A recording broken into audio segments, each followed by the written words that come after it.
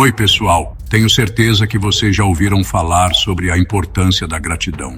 Mas será que realmente entendemos o quanto ela pode transformar nossas vidas?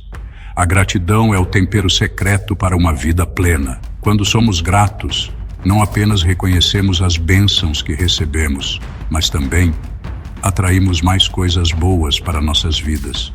Muitos de nós assistem a vídeos no YouTube diariamente, mas quantos realmente clicam em curtir, comentam ou se inscrevem? É uma ação tão simples, mas que faz uma diferença enorme. É isso mesmo, não são muitos. E isso é ser ingrato.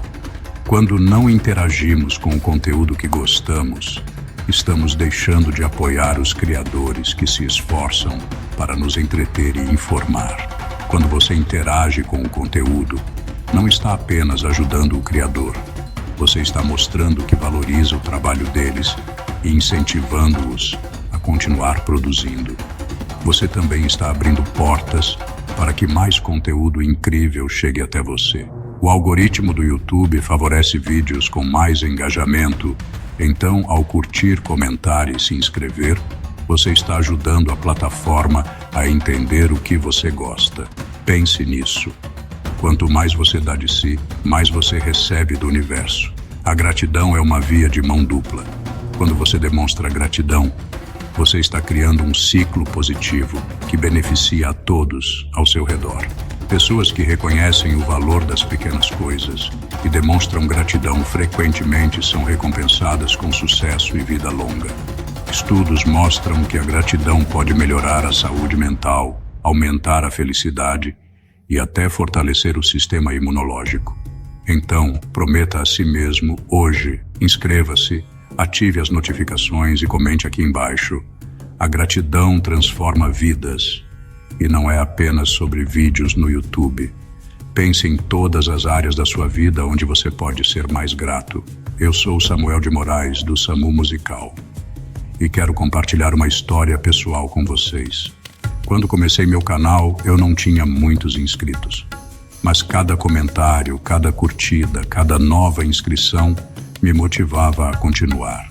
Lembro-me de um comentário em particular que dizia: "Seu vídeo me ajudou a passar por um momento difícil." Isso me tocou profundamente e me fez perceber o impacto que podemos ter na vida das pessoas. A gratidão não é apenas sobre receber, mas também sobre dar. Quando você expressa gratidão, você está espalhando positividade e criando um ambiente mais acolhedor e solidário. Pense em como você pode ser mais grato no seu dia a dia. Pode ser algo simples, como agradecer a alguém por um gesto gentil, ou reconhecer o esforço de um colega de trabalho.